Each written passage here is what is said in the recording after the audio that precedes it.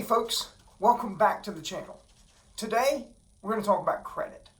Now, I could talk for an hour, 2 hours, about credit and credit profiles and how to impact your credit and what things impact your credit and some things impact it more than others.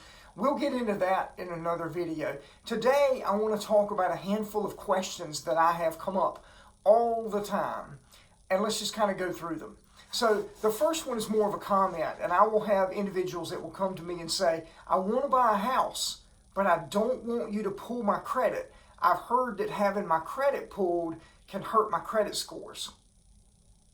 Well, what you have heard, there's probably more truth than false in that statement, but let's dig a little bit. Okay, there are 3 credit agencies in America: Equifax, Experian, and TransUnion.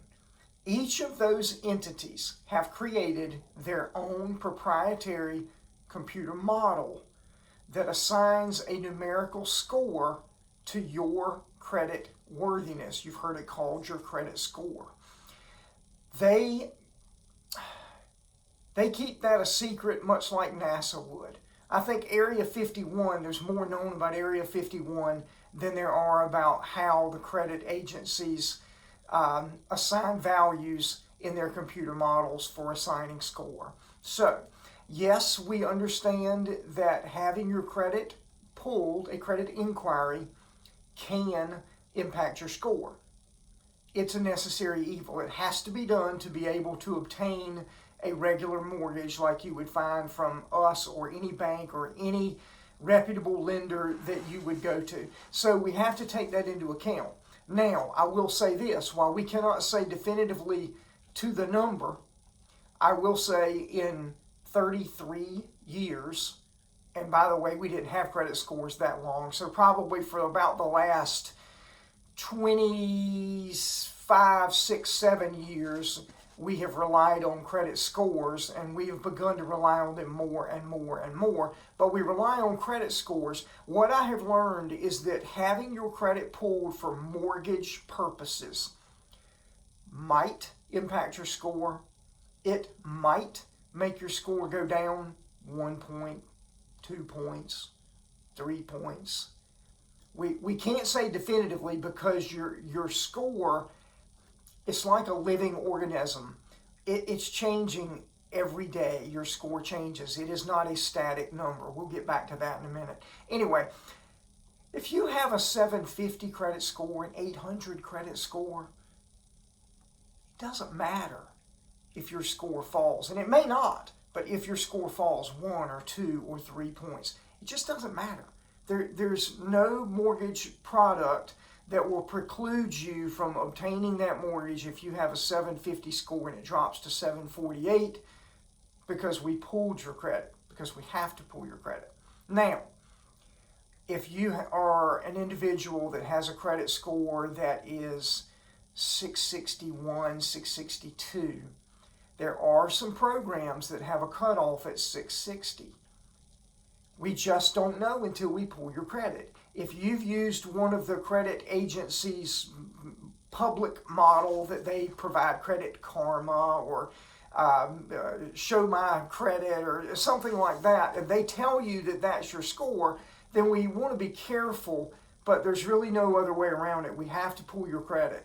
So we have to do it, but it doesn't have the impact that a lot of people think it does.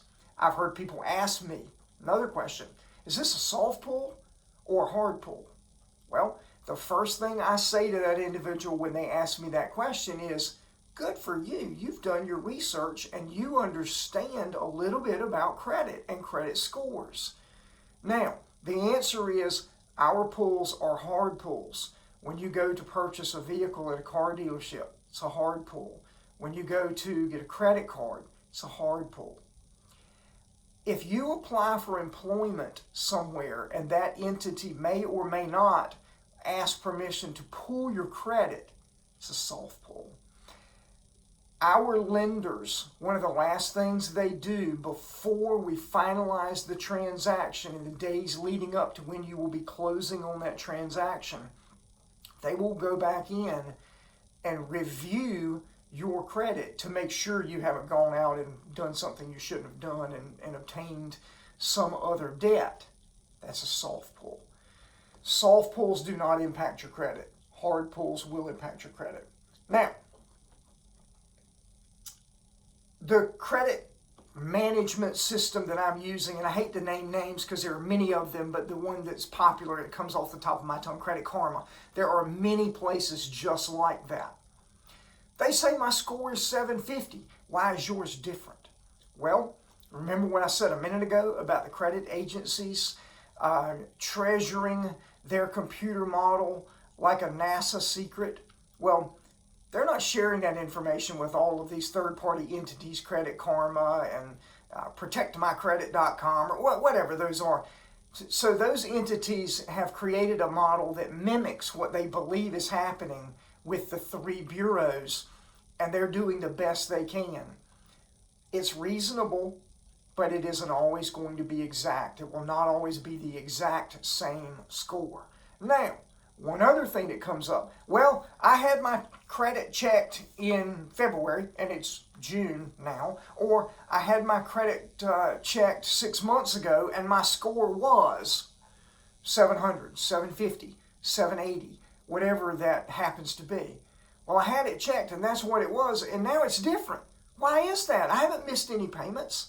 Well, as I mentioned, I think earlier, your credit profile, your credit score is organic.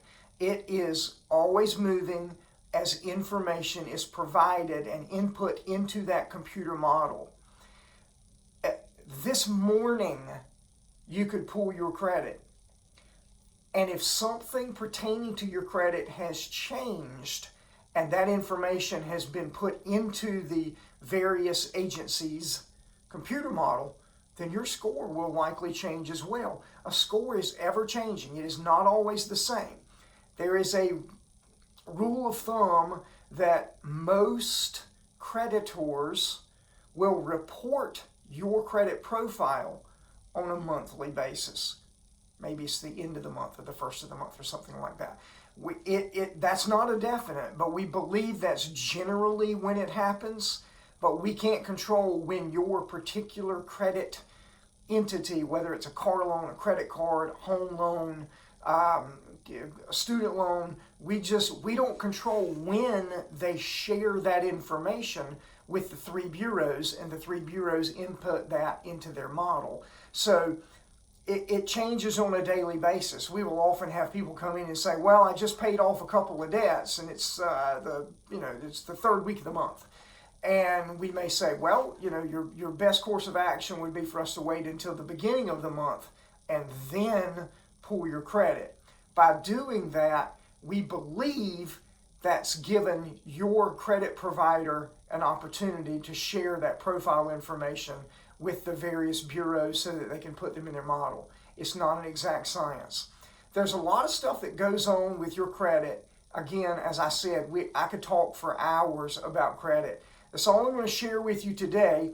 Yes, pulling your credit could impact your score, but it doesn't impact it in the manner that you think it does. Yes, using a mortgage company like myself, it would be classified as a hard pull, which therefore kicks in that situation where it could impact your score. And yes, you may have checked your credit several months ago and it's slightly different than it is now. Sometimes that's a good thing, sometimes it's a bad thing. But your credit profile is an ever-moving, ever-evolving, it's not living, but we'll call it a living organism that moves and changes over time with the various actions that you have in your credit. I hope that helps you understand a little bit about credit. We'll have some more videos coming up in the near future that digs a little bit deeper into each of those things. I know one of those things that you're probably wanting to know is what are the things I can do to positively impact my credit? And number two, maybe for young individuals, first-time buyers, what are some things that I can do to jumpstart or like putting fertilizer on a garden, really make my credit score grow? We'll talk about some of that too. Thanks for watching. If you've enjoyed this, please don't keep me a secret. Like this video, subscribe to the channel. We'll see you soon.